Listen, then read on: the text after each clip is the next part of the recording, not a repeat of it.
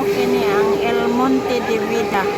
Pinakauna gitukod ni Dr. Luis Reyes Robucas sa Alubihid, Buenavista, Gusan del Norte nga Holy Cross. Ito sa Mount Manlangit. Sa 1989 pa kini niya gitukod kini nga Holy Cross. Ito sa puntod. O kinsa pa na ang makakita niini o gusto mo bisita, mo kontak kang Trinidad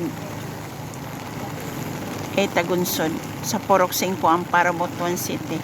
O kinsa kadtong gusto nga mo susi sa karagdagan nga mga impormasyon